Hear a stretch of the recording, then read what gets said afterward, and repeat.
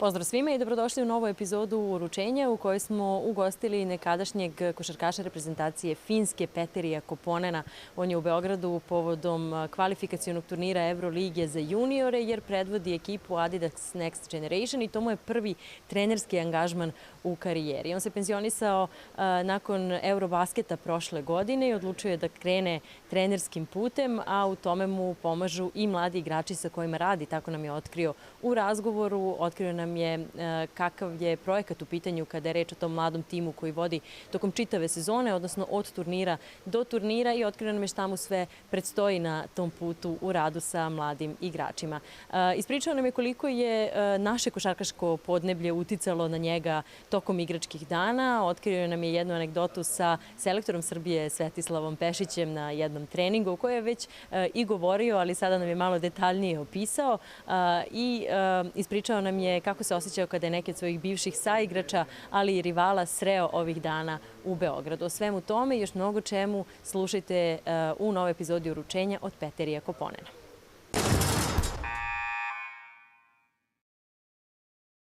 So first, thank you for speaking for Sport Club, even if you have your job here in Belgrade during these days. You are part of the tournament, Adidas Next Generation tournament of the Euroleague. How do you feel in your new role? It has been really interesting, challenging, but also at the same time it's a great opportunity to see how are the best young players in Europe at the moment and work with them, and I've been enjoying the journey so far. Yeah. Can you tell us something more about the whole, let's say, project of that team that you are coaching now? Well, it's like the project is always, every tournament we have different team, always new group of players. We had Munich, then we were in Greece, then Sada, now we are here in Belgrade, and it's always you put a new team together, new players, different countries, so there might be players who don't speak English that well and they don't understand each other, but then we have few days to put them together, try to put some basic concept, both defense, offense, and then we play. So it's been really interesting project and challenging, like I said, but so far everything good. And also here in Belgrade, I think we have a good group of guys who are really playing together. So it's been interesting and good experience, and you see what is it to be a coach. Yeah. So we saw a lot of guys from Serbia in that team, not only from Serbia but also from this region, the ex-EU region. How do you feel about that in terms of basketball here in this part of the Europe? Is there anything specific about working with those guys? Well, I think in this part of the basketball is in their blood. Many guys they have their the basketball skills are high level, they know the game, they are coached well, so when you tell them some things what we try to do as a team, they pick it up fast, so it's easier to work with the players from this area because, like I said, they are coached pretty well and they know how to play basketball. Did you have a chance to see some old friends and rivals and also maybe ex-teammates here in Belgrade during your stay here? Well, yeah. Tuesday we went to Partizan game to watch the game against Barcelona, and there I met some old staff members from Barcelona also, and then yesterday in the gym I met with Lesort. We played together in Munich, so it was nice to meet with some old players and old friends. So, like I said, it's been great experience. You connect with people from all coaches, you meet guys from all over the places, different teams, and you connect, you have conversation about basketball, about life. So also this part it's been really interesting. Did you think about coaching during your career, playing career, or maybe at the end of it? Well, a little bit. I always think that when I will finish playing, I'm gonna be part of in basketball somehow. But when Euroleague and Adidas told me about this opportunity, I didn't have to think too long to jump in, and I said, it sounds really great, and I'm happy I took the job, and I'm there, working with the young guys and having this experience. So we'll see. It's kind of like fast forward to the coaching life and what it would be if really want to become a coach and all the challenging up and downs and all these. But like I said, it's been really great experience so far. Yeah. What is the most challenging for now? I think the more challenging now is, try to explain to especially in this concept, you take all the 12 players, they are used to be stars in their team, and then they come here, you try to put them on the same page and try to them understand that here, there are all the players gonna be good, so you are not gonna be able to do the same things what you maybe do in your own club, where you are the star players, you have the ball in your hands. So that's, I think, for me, is the most challenging, and also, you can't give the same maybe opportunities to all players. You have to make some kind of hierarchy in the team, the roles, and so that's the hardest job for me personally. What is your main conclusion about modern basketball now, about youngsters in that modern basketball, especially kids that are going to play in first teams as soon as possible, probably after these kind of tournaments? But not only now in Belgrade, you mentioned all those tournaments during the season. What can you say about all those youngsters? Well, it's one topic what we always speak with the guys, it's not about only these tournaments. We understand it's great opportunity for them, great experience to show what they can do, but it doesn't stop here. Their work continues. That's the most important, but we try to give these guys, you are young, talented players, but the competition is so hard. You have to keep working every day towards your dreams, and that's the main goal. If you keep working hard every day, the opportunity is gonna come. People will see that you are a good player, you are working hard, and that's when the opportunity comes, you are ready. And I think that's the main topic, key thing what we try to give to these guys. Do you think now about you being a player back in the history, and what would coach Peteri Koponen say to player Peteri Koponen now? I guess maybe just enjoy the journey. The time goes fast, enjoy every moment, enjoy the up and downs, the grind every day, even when you are tired, traveling, a lot of, you feel like you don't have time to do something else, but enjoy the moment. The time goes fast, and it's a privilege to play basketball as a professional player, and just enjoy the moments. And something in basketball terms on the court? Have confidence, never, don't be scared. Yeah, really. It's a nice message to those young kids, actually, now. Yeah. So speaking about Finland and modern basketball also, we had a chance to see you at Eurobasket last summer. And let's talk first about where you see Finland in the future. The national team? Well, it's been a great journey, I can say, for our nation.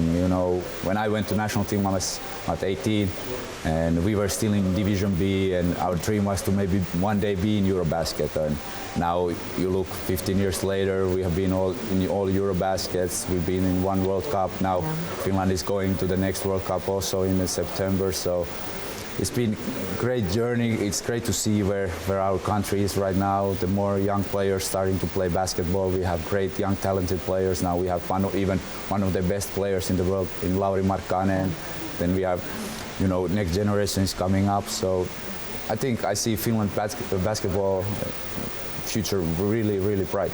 Is competing of the national team on the highest level very important for the future? Do you think that?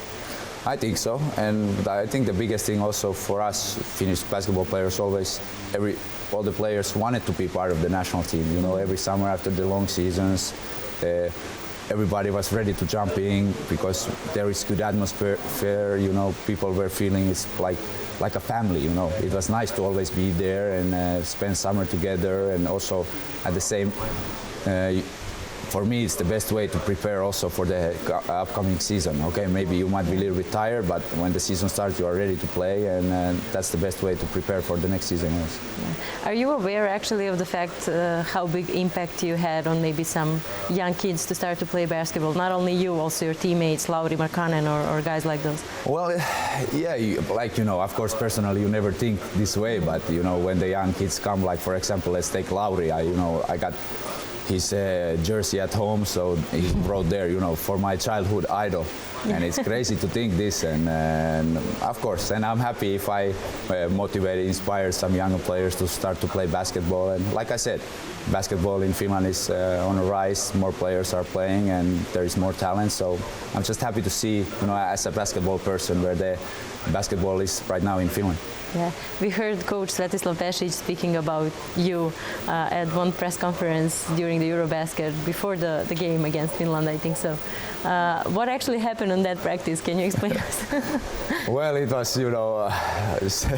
funny and at the same time, unfortunate story. Yes. Coach Pešić, he was always used to be on the court, like telling players what to do, and we were playing in practice, and our team got the defensive rebounds, and we were running to the fast break. So I was running, and I was watching the ball if somebody's passing, and just ran over Coach Pešić, and he fell down on the court, and he broke his shoulder, and it's unfortunate. And I was after joking with Coach Pešić, lucky it was me and not some other big guy, so somebody could have killed him, but And now in Eurobasket, when I saw him also, he came to me, hey, Koponen, and my shoulder is still, is still hurting.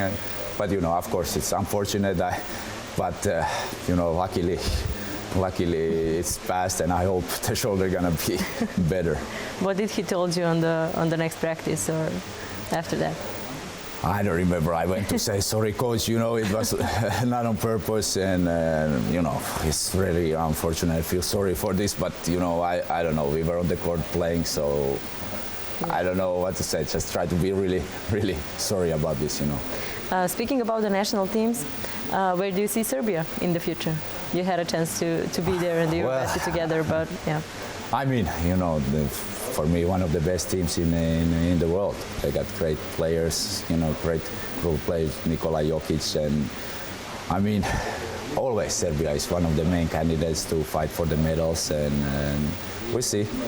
It's gonna be interesting where they are, but like I said, they are always there on the top fighting for the medals. Yeah, speaking about you again as head coach in your new role, I would take an example of Šarūnas Jasikevičius, who used to be a player also before he started his coaching career. As a player, he was pretty, let's say, free, or he wanted to play maybe a little bit out of the box. And as a coach, he's insisting a lot on a very tough rules and on discipline and things like those. Do you see yourself like that a little bit? Well, maybe. I think the rules what we try to put in, we want also our players to respect those rules, and I think there has to be some kind of system but has to be respected, both offense, defense, and you can't allow players to whatever they like, but at the same time you have to find also the balance to give your players the freedom to show what they can do with their talent, and it's not easy. Like that's coaching job is really, really hard, and especially always as a player, you always see the things from your own perspective more. But as a coach, you have to try to see the perspective from each player's perspective and try to put them somehow to play well together, so every player can use their abilities the best way, and it's not easy task, but that's like the goal. Yeah, and what about work hours? Is that different comparing to being a player? You're 24/7 in basketball, right? Yeah, I mean, that's like people ask me how about the future, about the coaching, and it's really interesting for me to be a coach one day, but it's also immediately after the playing to jump in coaching. It's really, really hard because it's even worse than playing. Every evening practice, weekends practice. You preparing practices, watching games, and we see. It's something, like I said, really what intrigues me. But now, like I said, I've been enjoying this experience. Once a month you come together, you have this experience. You try to prepare, be ready, but the coaching job, like I said, it's really, really hard. But at the same time, I like basketball, so I'm watching a lot of games, trying to see new things, what maybe I could use as a coach, but we'll see. We'll see what the future brings. How much do you learn from players?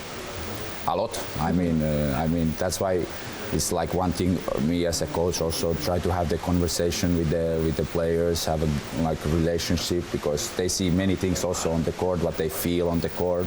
I also remember as a player, you have some kind of feeling, and then when you have the conversation, of course the coaches have to do the decisions, but you have to have this like dialogue to discuss some things. Not everything. It's also, you have to find the balance, but there have to be some certain boundaries. But of course you have to listen to your players and see how they feel also. Yeah. What is the most, I'm not gonna say weird, but the most interesting question that you got from a player for now?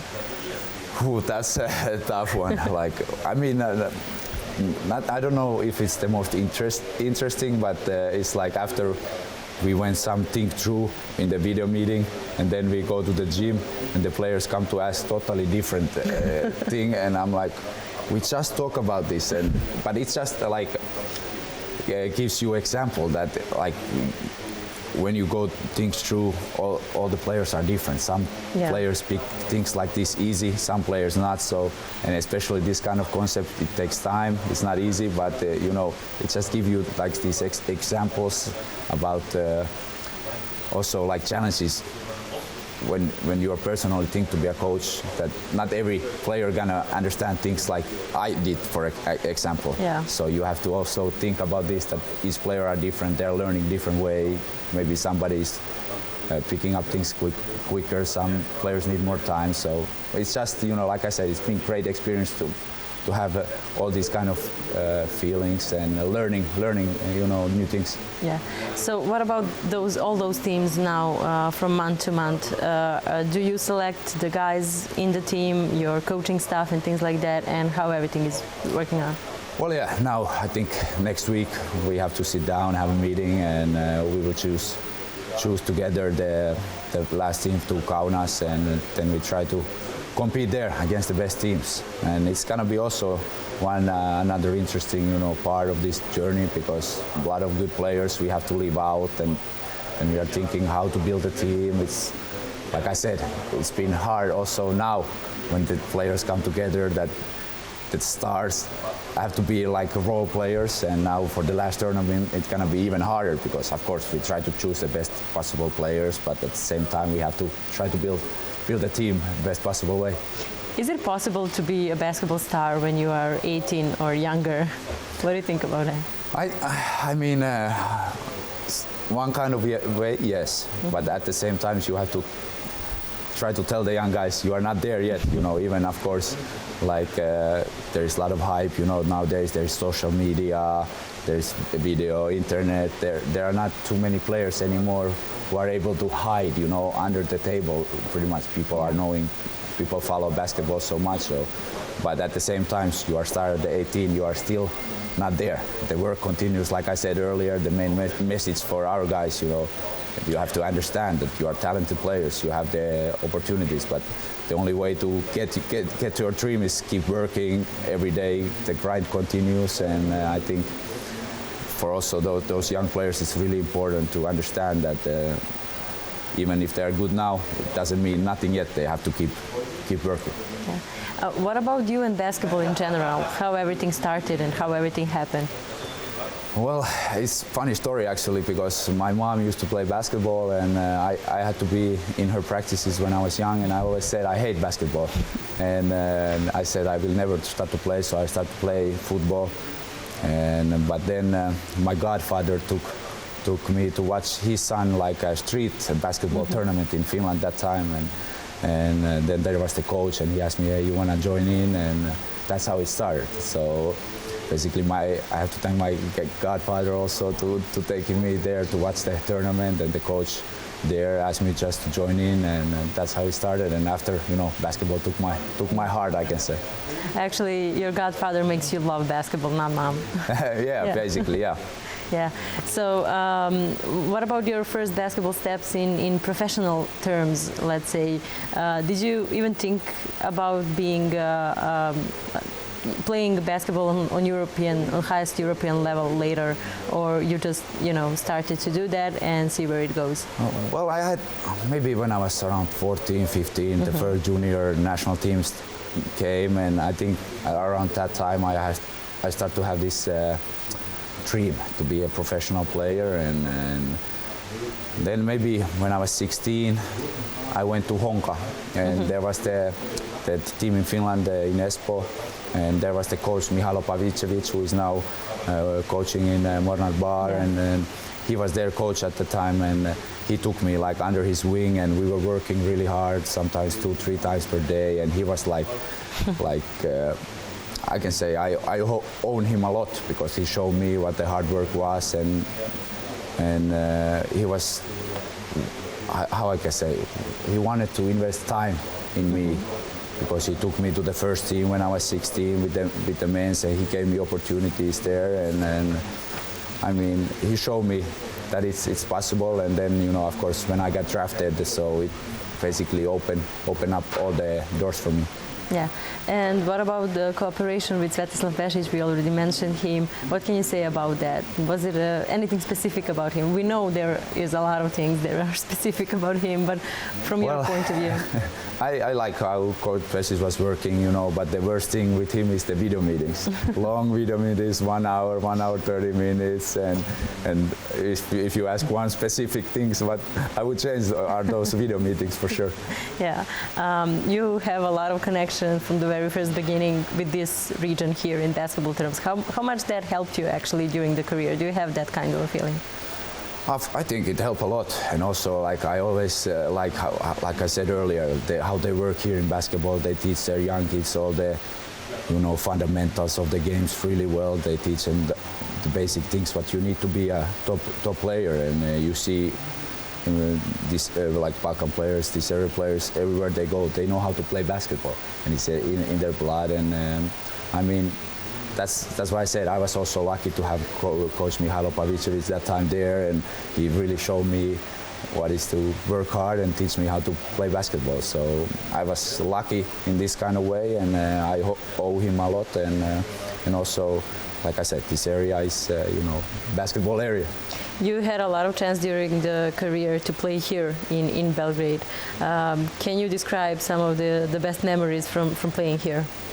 Well, here always is, you know, one of the toughest places to play. You know, the fans are here amazing, and they support the local team a lot, so it's never easy to beat the team here. And it's just, like I said, people love basketball here. The fans are very passionate, and they follow their teams, and they support the teams, so it was always great to play here. Yeah. Can you pick one part of your career that you think or you feel it was the most important for you? It was crucial for something or specific? Or is it about the clubs, or maybe something else that happened in your career? Maybe something that we cannot see from this side of the camera? I'm trying to think. It's a hard question. Like if there's some one moment. I don't know. It's really hard to pick one thing. Yeah. It's, you know, and like during the career, of course, you have to do many decisions sometimes which teams you go to play, and maybe if it's right decision or if not. But for me, like how I always saw the things, once you make the decision, it's stupid to look bad and say if, you know. You always, when you make decision, you put pluses and minuses, and you try to get as much as information about before the decision, and then you decide what is the best for you, and you go from there, and then you don't look back anymore. You just try to make the best out of any situation. But what NBA draft showed you? Well, you know, it shows you that like at that time the world was different also, like the social media wasn't that big, so when I got drafted, like not too many people knew about me, okay? When I went to the Nike Hoop Summit first, people start to talk, okay, who is this guy? Then did the workouts there, and ended getting drafted, so it opened like all the doors for me, I can say, and it's just, you know, it's the dream come true, I can say. Do you think that helped you for opening the door in some biggest European clubs? No, of course. Yeah. You know, when I was after, like I said, after the draft, you know, all the teams you try to get me pretty much, and then in the end, it was funny because I also decided to stay 1 year even back in Finland to improve as a player, because at the same time, like, if you go to one big club in Europe, it's not easy always to the young guys to get playing time, or because in EuroLeague it's different than NBA. Teams they have to win and compete, and the pressure is different. So we decided to stay one more year in Finland and to improve, and then after that I left to Virtus Bologna, Italy, and started the career from there. I was about to ask, how do you remember Virtus Bologna? Well, at that time, one of the most traditional teams in Italy, and my first year was, I can say, tough year also. Like I said, as a young, we had the Boykins came from NBA, then Keith Langford was on the team, one of the best scorers after in EuroLeague.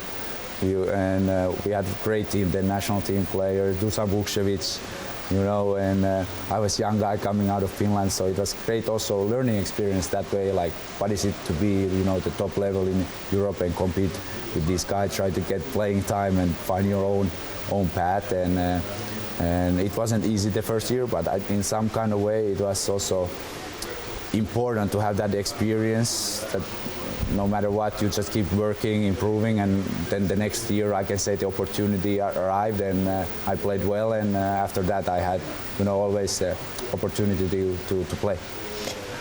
You are speaking about basketball with so much love and optimism, but there is always something that wasn't right, or there are ups and downs, not only in basketball terms, not only on the court but also off the court.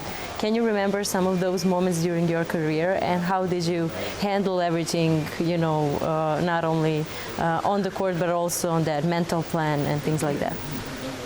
Well, you always, for me, you have to always look at things positive way. Of course, there are gonna be up and downs.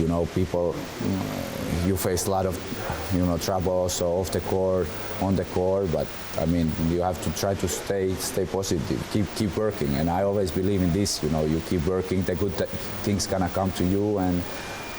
But for me personally, the toughest time was also in Barcelona, with the car accident, and then I had the problem with my shoulder, with the nerve.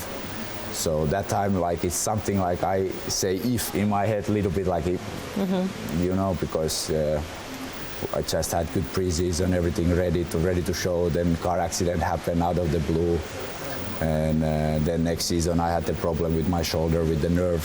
These two kind of things, at the time during your career when you want to show what you can do, but it's life. You just try to how I can say, the things where you can interfere. You have to focus on this, otherwise you just focus on things what you can decide, or have some kind of decision on this, otherwise you can leave them out. Injuries can be a very tough and bad period for all those young players now that you're coaching. So in those kind of situations, what would you tell them? Yeah, of course, it's part of sport, and it's part of this job, I can say.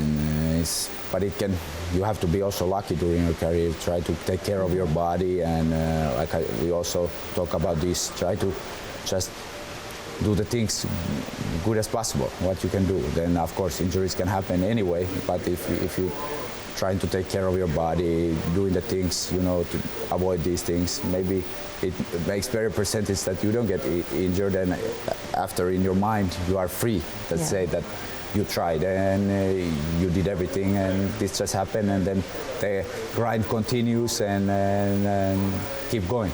Yeah, we started to go through the clubs, so the next one is Khimki after Virtus Bologna.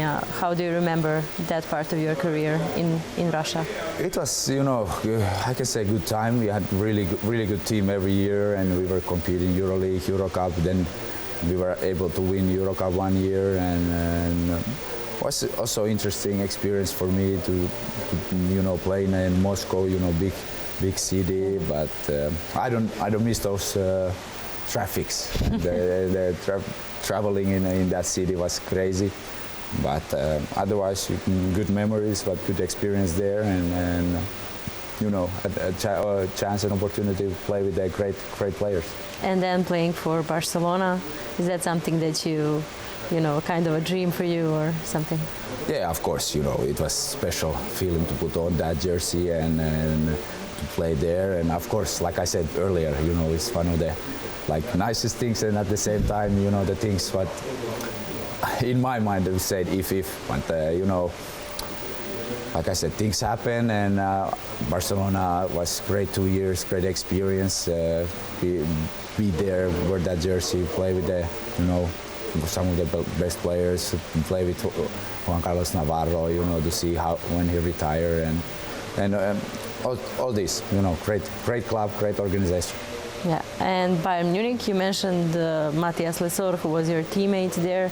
How do you remember being in Germany? No, Bayern Munich also, it's one of these, I can say it like these upcoming teams. I think they're gonna be top EuroLeague team in one day. They are building step by step, they are smart, how they are using their project. They are now building the new arena, and it's gonna be interesting team, and I think they're gonna be in top of Europe many years to come. And I had a chance to play there when, like, my years, Stefan Jovic, Vladimir Lucic, we had a lot of like Serbian players, Nihajerovic, you know. It was a good 2 years. Munich as a city was, you know, we liked a lot. Like as a city, very clean, and how was the city? So, no, good memories also from there. So, in the end, I can say I was lucky to play in, I can say, different kind of places, but at the same time, very interesting cities. And there were almost always some Serbs around. Always, yeah. You know. So I had a chance to play, like, but it's not how do you say, by mistake that they're Serbs. Like we talked earlier, the players from this area, they know how to play basketball, and that's why teams hire them. Did you have a chance to learn something about Serbian culture, or maybe a few words of the language? I learned a few words, but I can't say now them on the camera, so let's leave to that. I think the whole Europe know about those words. Yeah. Did you feel like that time that you spent in Bayern, in Munich, was, let's say, did you start to think about the end of career there, or maybe later, or how everything happened about that? What about that decision? Yeah, I think it started to come to my mind there because I started to have these hip problems there. I couldn't be anymore the same player on the court. You know, I couldn't move. The pain was there, and those were the moments when I started to see maybe that the end is closer than the beginning, and I start to feel like, yeah, let's see how many years I have in my body, and then step by step, you know, I start to realize like I can't play anymore at that level where I wanna play, and it's also mentally tough for the player, you know, to see when you are used to be here, and then when step by step you can't do any more those things. So it's not mentally, it's not also not easy, but I can say that time it started to come to my mind that, you know, just I might have a few years, and let's enjoy these few years, and then maybe it's time to say goodbye to basketball as a player. Yeah. And then you decided to get back to Finland, right? Yeah, to finish your career. Yeah, I think for me the main goal was also, you know, because if the Eurobasket would have been a year earlier, maybe I would have, you know, retired also that year. But then the Corona came, they moved Eurobasket 1 year later, so then there was the opportunity to finish the career back home in Helsinki, and it was also a nice experience. We were able to win the cup, but then we came up short in the semifinals. But you know, it was a nice experience to finish there, where everything also like kind of started back in Finland, and play 1 year there, and then finish in the Eurobasket.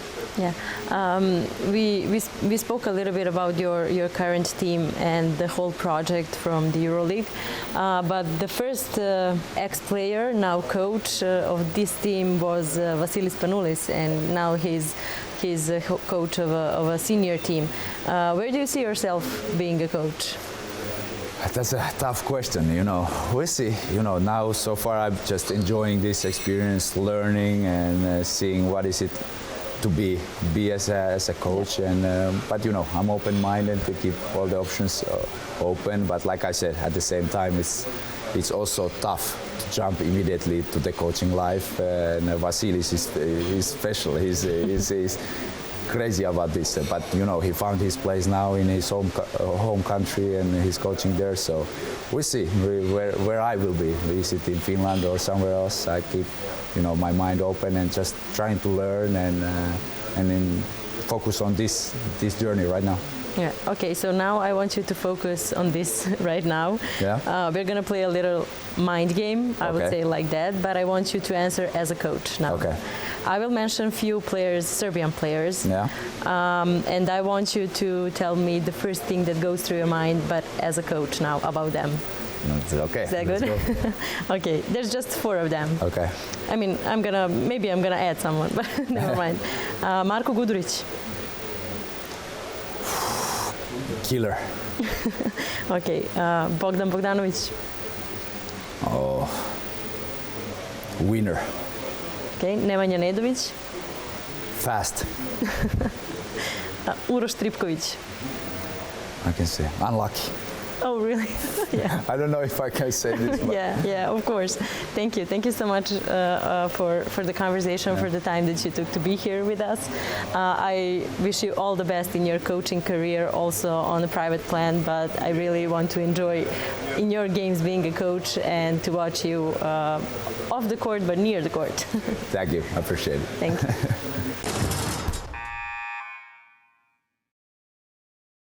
Nadam se da ste uživali u još jednoj zanimljivoj košarkaškoj priči. Mi ćemo se truditi narednih sedmica da se podsjetimo svega onoga što smo nekada gledali u košarci, ali sada iz jednog drugačijeg ugla. Ostanite sa nama. Sve što ste propustili imate priliku da vidite na našem YouTube kanalu, a naravno tu su i naše društvene mreže na kojima nam možete slati vaše predloge, sugestije i naravno pitanja. Ostanite uz Uručenje i vidimo se sledeće sedmice.